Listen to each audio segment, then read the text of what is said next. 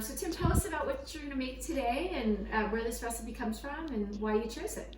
Yeah, well, this is one of my wife's, Michelle's, favorite meals, and it's one of those meals that's easy but really great, and everybody seems to want to know how we do it and what we do. And although it's simple, it's really great if you get the right ingredients and the right stuff. So what we're going to show you tonight is we're going to cook a couple of steaks and do my grandma's pesto recipe. So without further ado, we'll just jump in here. So the first thing we have here tonight is we've got a couple of fantastic dry-aged ribeye steaks. Now listen, anything that you do on this meal, they've got to be good quality to make it taste good. Very simple, but it's got to be great quality. First thing I always like to do on my steaks is take some really good olive oil, extra virgin olive oil, and I'll kind of douse it on here, and I'll just let that kind of get in there and kind of get that oil all mixed in. And then what I like to do is I like a real simple seasoning. I really prefer this Kinder's. It's called the blend. It's salt, pepper, and garlic. And I just like to be pretty liberal with that. So I'll just kind of put that on there and just kind of put it on both sides. These steaks have been sitting out for about 30 minutes. It kind of helps when the steaks get to room temperature so that they're better prepared and they'll cook a little bit better that way. So those are ready and set. And now what we're going to do is we're going to get in here and we're going to prep the basil. So with the basil, Michelle does this every time. We buy the basil fresh, organic basil. And what do you do, Michelle? What we do, so it comes obviously in a big bunch, and you'll see it like this. And then it's labor intensive, but I pick all the leaves off the stems. I put them in usually a strainer and rinse them really good. And then it's really important to get them very dry, because if there's any water on it, you're going to make pesto with olive oil. You're going to mix olive oil with these leaves. So you want to get them really dry. So I just kind of lay them out on a napkin, and then I just roll them like this, let them dry, and then we take them off. So I'm sure there's other methods. Maybe you can use a spinner or something, but this is what I like to do to make sure they're nice and fresh, clean, and dry. And then Tim, this is a big deal to you. If I ever get these in with the leaves, I get in trouble. At the top, of the very plant, happy. you kind of have this crown that starts to blossom. You do not want that in there. It tastes very bitter. That'll ruin your pesto flavor. It's called the flower, I think, right? It's called the flower. Even though it's the flower, it's not sweet. You do not want that in your basil leaves. So you get all your leaves dried, and then we'll come back here for phase 2 in a minute. Oh my gosh, this fresh basil smells so good. So it's gonna smell amazing.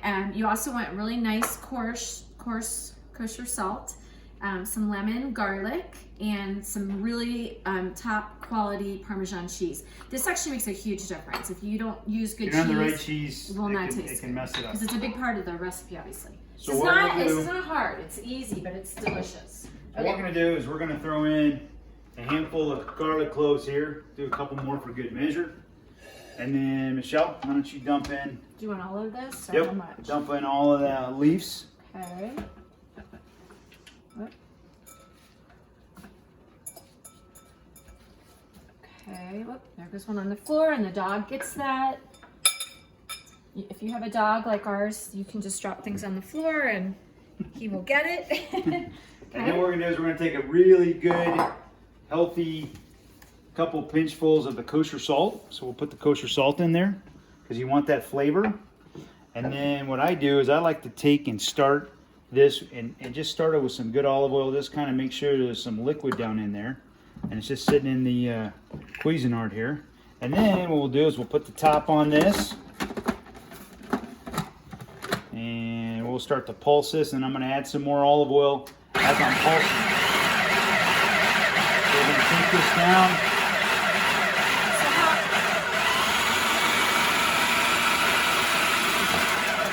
How much olive oil would you say you use? Probably about probably a half a cup at least, half to 3/4 of a cup. Okay. This isn't exact. Okay. Now, here is the secret to really fantastic pesto. And nobody knows this, and nobody will even tell that you did this. What you want to do is you want to use a lemon. This is one of my secret little tips and tricks for making fantastic pesto. Now, you won't actually taste the lemon flavor, and this may seem weird to you, but it brightens up the flavor of this. It makes it pop, and it keeps it really green. Do not use any of that canned pesto, that bottled pesto, right, Michelle? Correct. It's bad. Bad And news. the other thing is, Tim does not put pine nuts in his, which I know most people do. But I'm telling you, every time we make this, people just flip out. They want the recipe. It's really good. So I'm going to take that, I'm going to squeeze the juice of a half a lemon in there. Again, it's going to keep it fresh, and it's going to add a lot of flavor to that. It's really going to make things pop. Okay? Now at this point, what we're going to do is, so that's basically done, and we're going to kind of put that on the sideline. Except for your cheese. And except for our cheese, which I'll put in a little bit here. And then we're going to get, I like linguine. Linguine is just the right size. Spaghetti's a little too small. Fettuccine's a little bit too big. This Italian likes linguine. It's just right. It just kind of soaks up that pesto really well, and I think it tastes great. So we're going to put our linguine in. We've got some boiling water. Got a bunch of kosher salt in there right now. And we will get this thing started. A little messy. Okay. Now we'll go and we'll put the steaks on the grill. Okay, here we are. The grill's about 500 degrees right now, so we got it nice and primed, really hot.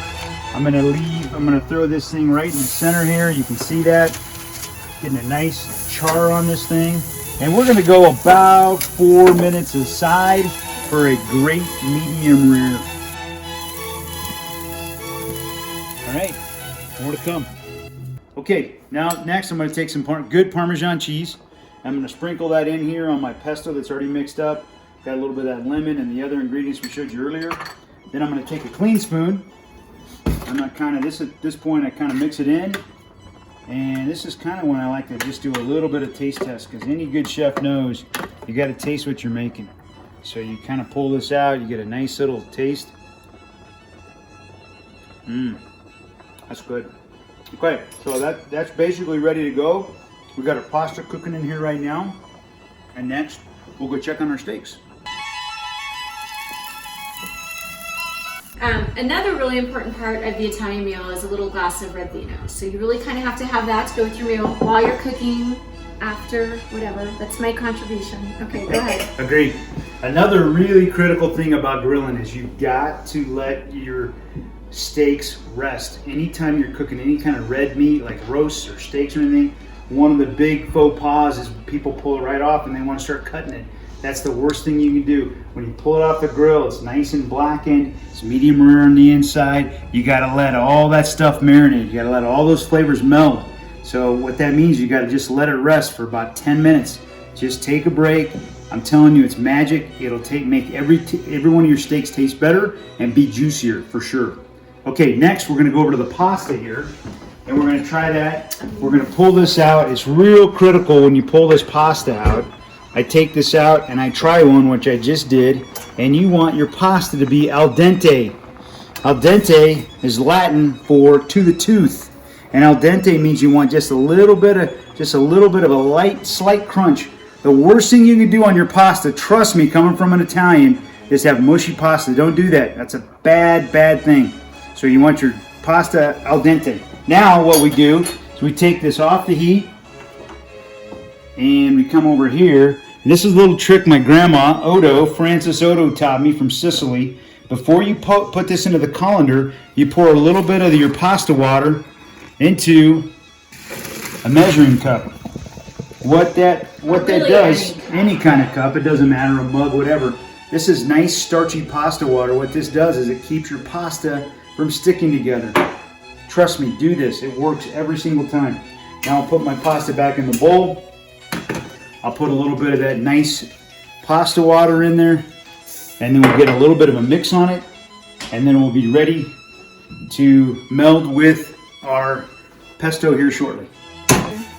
So what we're going to do is we'll plate this up now. So we've got a couple strips of ribeye, and we will come over here and grab some fresh pesto, just like that. And look at the colors on there. It's like an Italian flag almost. All right. So we got a little steak, a little pesto. That is a meal fit for a king.